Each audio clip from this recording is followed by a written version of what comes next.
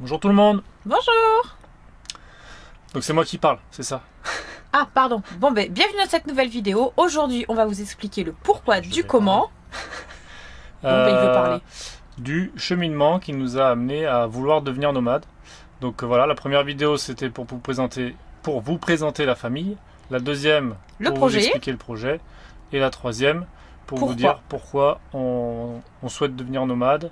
Et donc on a fait un petit truc, c'est-à-dire on s'est chacun filmé séparément.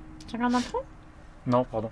Et du coup, ça permet de voir si on est sur la même longueur d'onde. Et on a regardé les vidéos après. Bon, il n'y a pas de gros écarts. On pense à peu près la même chose. Donc on vous laisse découvrir ça et on en vous vidéo. retrouve juste à pied. À tout à l'heure. Après. À pied. Ouais. Moi, j'y vais à vélo. Ciao. Donc moi, c'est quelque chose que j'ai toujours eu en moi. J'ai toujours aimé découvrir de nouveaux paysages, de nouvelles cultures. Et la France est assez riche pour ça. Donc grâce à ma mère et à ma grand-mère, j'ai pu découvrir pas mal de coins de France. Et donc j'ai toujours eu cette envie-là. Mais bon, j'ai été repris un peu happé par le système où j'ai fait mes études d'ingénieur. Je suis devenu ingénieur à 23 ans. Et j'ai commencé à travailler.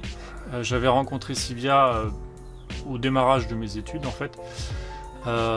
J'avais 17 ans, elle en avait 15.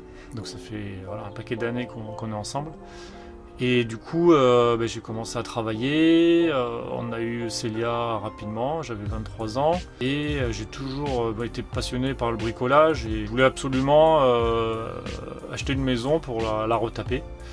Et du coup, c'est ce qu'on a fait en 2005. On s'est lancé dans la rénovation de la maison. Donc ça, vous avez pu voir un peu l'évolution des travaux de manière assez rapide sur la vidéo précédente. Le temps est passé, on a eu nos 4 enfants dans cette maison. Comme beaucoup de personnes, arrivé à l'âge de 40 ans, on se retourne un peu et puis on se dit mais voilà, j'ai fait tout ça, est-ce que c'est pas le moment de changer, de faire quelque chose de différent, de vivre différemment, de profiter de des dernières années avec notre aîné, pour vivre une expérience un peu différente de toutes celles qu'on a pu avoir jusqu'à aujourd'hui. Et on a eu une opportunité en fait en avril 2017 où ma soeur était partie en Guadeloupe et elle nous a dit mais pourquoi vous viendrez pas me rejoindre là-bas. Donc en fait je suis allé faire du repérage, je suis revenu, j'ai dit faut qu'on parte. Franchement, voilà, ça vaut le coup de tenter l'expérience. Donc en 6 mois, on a tout bouclé, on a mis la maison en vente. On a commencé à vendre pas mal de nos affaires. On a fini vraiment les travaux de la maison parce qu'il y avait encore pas mal de petits trucs. Et en août 2017, on a décollé, on est parti. On est arrivé en Guadeloupe. On a vécu 5 mois sur place extraordinaire. C'était vraiment, ça me marque encore l'esprit et tous les jours j'y pense. Mais voilà, la réalité nous a ramené sur le fait, puisque ma femme avait des problèmes de dos avant de partir et donc ça s'est avéré s'accélérer sur place et on a dû rentrer en métropole pour qu'elle se fasse opérer. Donc en février 2018, on est rentré un peu de manière expéditive. Ça a été assez violent, le choc thermique surtout. Et on est passé de 30 degrés à moins 10. Du coup, après, voilà, tout s'est enchaîné assez rapidement puisque retour en métropole, programmation de l'opération, finalisation de la vente, puisque en fait, quand on était en Guadeloupe, des acheteurs qui étaient intéressés, donc on est rentré presque au bon moment pour signer les papiers et arrivé en juin, en fait, on s'est retrouvé à avoir l'opération de ma femme en même temps que la remise des clés de la maison. Donc là, voilà, on a quitté notre maison en juin, 3 semaines après que ma femme se soit faite opérer. Et pendant le laps de temps, entre février et juin, moi j'avais déjà repéré une famille de nomades avant de partir en Guadeloupe, qui m'avait vraiment inspiré et qui m'avait donné l'envie de creuser un peu le sujet. Et donc du coup c'était resté un peu au fond de moi, et au retour de Guadeloupe, Sylvia s'y était intéressée et puis avait vraiment adhéré à leur style de vie, et du coup quand Sylvia, forcément c'est un couple, on prenait des décisions à deux, et quand Sylvia a vraiment eu ce déclic de se dire oui c'est vrai qu'on peut vivre quelque chose de différent, Là on a foncé, donc on s'est renseigné. J'avais déjà repéré au retour de Guadeloupe les Tini. Là j'avais vraiment fait une découverte, je connaissais pas. Et quand j'ai découvert ça, au début je voulais en faire mon métier, et puis après j'ai revu un peu les choses. Et je me suis dit d'abord on va essayer de vivre une expérience avec une Tini, sauf que bon à l'époque, en mai et juin, avant de vendre la maison, c'était impossible de tenir les délais, de la faire construire, de la voir, de faire tout ce qu'il y avait à faire pour partir avec. Donc on a basculé, on est parti sur un mode un habitat mobile facile à trouver, mais on était ouvert à tout. Ça veut dire qu'on regardait les school bus américains aménagés, les cars aménagés, les camping-cars américains, on avait fouillé un peu tout, quoi. Mais bon, le plus simple c'était de partir sur un camping-car standard. Donc on a acheté Louis, on vous fera une petite présentation aussi de notre premier camping-car. Et donc une fois tout ça était un peu en place, c'est-à-dire qu'on avait vendu la maison, Sylvia s'était fait opérer, donc déjà même si ça a été assez difficile pour qu'elle remonte la pente, on avait un toit sur la tête même s'il était petit. Notre objectif c'était de repartir un peu à plat, c'est-à-dire de tout rembourser, tous nos crédits, vraiment de faire une remise à zéro et de ensuite se poser et réfléchir vraiment à ce qu'on voulait faire, même si on savait déjà qu'on ne retournerait pas dans une maison traditionnelle. On n'avait pas encore voyagé avec le camping-car, mais dans nos têtes on était déjà en mode on va partir à l'aventure, on sait pas trop comment, mais on va y partir, on va partir. Donc voilà, tout s'est enchaîné. Sylvia a guéri doucement au mois de juillet. Dès qu'on a eu le feu vert pour tourner la clé du camping-car, on a fait le tour de France avec le petit camping-car. Donc c'était l'été, c'était génial. On a vraiment, c'est à ce moment-là qu'on a eu un déclic de se dire c'est vraiment ce mode de vie-là qu'on veut avoir. Bon, là, ce petit voyage s'est arrêté fin août, reprise de la scolarité des enfants. Mais dans nos têtes, préparation du prochain projet.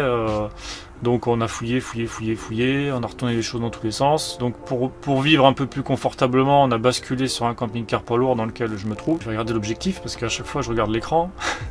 Et camping-car poids lourd, donc aujourd'hui plus confortable, mais qui correspondait pas totalement à nos attentes.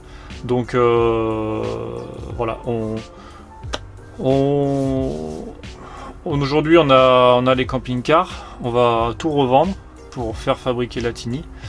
Et j'ai encore plein de choses à mettre en place, passer le permis qui va bien. Voilà, l'objectif, on sait que ça va pas un projet, ça se prépare, donc il y a plein de choses à mettre en place. Et du coup, voilà un peu tout ce qui nous a amené vers cette volonté à vouloir vivre différemment et dans une Tini, en voyageant. Voilà, c'est un peu dans notre mentalité. Quand on a une idée en tête, on essaye d'aller jusqu'au bout. On va peut-être se casser les dents, mais au moins on n'aura aucun regret. On aura fait ce qu'on voulait vivre, même si on repart de zéro financièrement. C'est la vie, c'est l'argent. Voilà, ça vient, ça part. On a quelques petites sécurités parce que bon, je ne vais pas rentrer dans les détails, mais en fait, quand on a vendu la maison, on a coupé le terrain en deux et on s'est gardé un petit bout de terrain pour pouvoir avoir au moins un chez soi au cas où. Voilà, c'est une sécurité au cas où il nous arrive quelque chose. J'espère vraiment que l'aventure va aller très loin et que vous nous suivrez pour voir que c'est faisable quand on a vraiment l'envie. Après forcément il y a un petit aspect financier derrière, on va pas vous le cacher, mais quelle que soit la façon dont on veut vivre ce mode de vie, que ce soit avec 10 000, avec 50 000 ou avec 100 000 euros, on peut le vivre d'une manière un peu différente, mais on peut le vivre. C'est vraiment ce qu'on veut vous transmettre en créant cette chaîne YouTube. Voilà, donc on va se retrouver avec Sylvia ensemble pour clôturer cette vidéo. Et je vous le dis pas à bientôt parce qu'on vous le dira après. Alors, pourquoi on a voulu changer de vie? Pourquoi on a choisi d'être nomade? En fait, c'était un cheminement. C'est-à-dire que ça s'est fait petit à petit. On a modifié pas mal de choses dans nos vies. Et malgré ça, ça ne nous convenait pas. Et quand Célia a eu 15 ans, là, ça m'a fait un choc. Et je me suis dit, non mais c'est pas possible, elle a 15 ans et j'avais l'impression de ne pas avoir profité d'elle. Donc j'ai dit, il faut qu'on fasse pause en fait et qu'on profite. Donc on a eu une opportunité, on a pu aller vivre en Guadeloupe. Donc on est parti pendant 5 mois. Et en février 2018, on est rentré parce que j'ai eu des soucis de santé. Et quand on était en Guadeloupe, Cédric suivait une famille de nomades. Il les suivait en fait depuis leur début. Et à l'époque, il m'avait fait voir une vidéo. Et je lui avais dit non mais ça m'intéresse pas. Et puis je lui ai dit mais même pas en rêve. Moi je vivrais sur les routes dans une caravane ou même dans un camping-car. Non. En Guadeloupe, j'ai regardé une vidéo, puis une deuxième, puis une troisième. Et puis c'était devenu un rituel en fait tous les soirs. On regardait une vidéo de cette famille. Et l'idée a fait son chemin en fait petit à petit. Je me suis dit mais pourquoi pas nous? Pourquoi n'irions-nous pas avec nos enfants visiter le monde? On est rentré de Guadeloupe avec cette idée-là, cette idée de devenir nomade. Donc on est rentré, je me suis fait opérer du dos, on a vendu la maison, on a fait une plus-value, ce qui nous a permis d'acheter notre premier camping-car, Louis. Donc c'est un Mac Louis Tandy Plus. On a fait le tour de France avec, donc c'était top. Et on a vécu dedans tout l'été, donc voilà, on n'a pas eu de soucis particuliers pour vivre dedans, mais on était un peu à l'étroit quand même.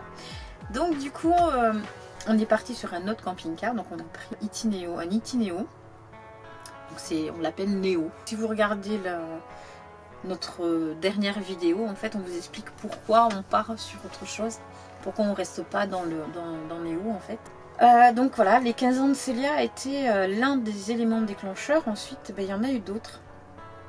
Il y a eu le fait que voilà, avec Cédric, si notre vie ne nous convient plus, on n'est pas du genre à se plaindre et attendre que ça passe. On est plutôt du genre assez action-réaction. Une des choses aussi qui a fait que personnellement j'ai voulu changer de vie,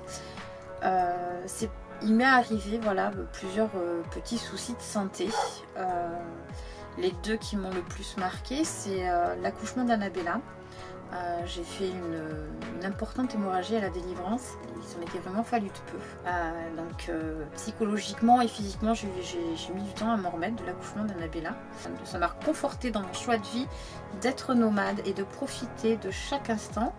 Parce que quand je me suis fait opérer, donc la première opération de la colonne vertébrale s'est très bien passée. Si ce n'est que j'avais une lèvre comme ça parce que j'avais fait une réaction allergique à l'anesthésiant. La deuxième, c'est beaucoup moins bien passé. Donc allergie à l'anesthésiant, allergie à la morphine et allergie à l'acupuncture. Donc là j'ai fait la totale.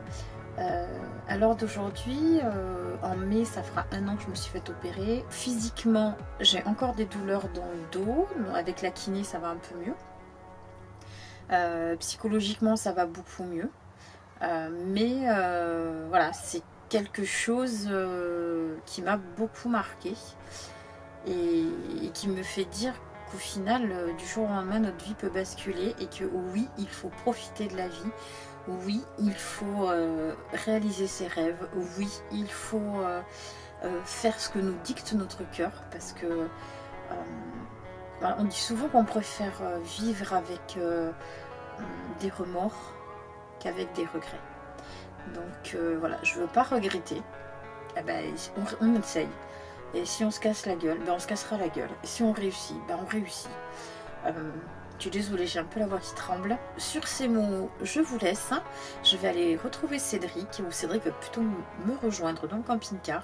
Et on va clôturer cette vidéo. Voilà, la vidéo est terminée. On espère qu'elle vous aura plu et que vous aurez bien compris notre cheminement. Comme vous pouvez le remarquer, ce soir, on n'est pas que tous les deux sur la vidéo. La tribu nous a rejoints. Il voilà. manque juste Célia, qui, à mon avis, voilà, aurait bien aimé être là, mais elle est à l'internat, comme toutes les semaines. Et elle rentre demain. Donc on essaiera de la mettre un petit peu plus sur les prochaines vidéos. Et puis...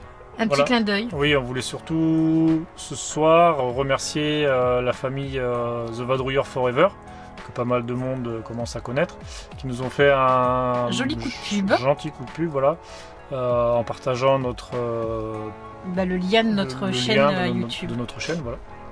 Donc les bandits que nous sommes vous embrassent. Voilà. Et on vous dit à la semaine prochaine. Donc, N'oubliez pas de vous abonner. Mettre des petits pouces bleus. N'oubliez pas de vous abonner sur Instagram et Facebook. c'est militaire là. Attention, tac tac tac.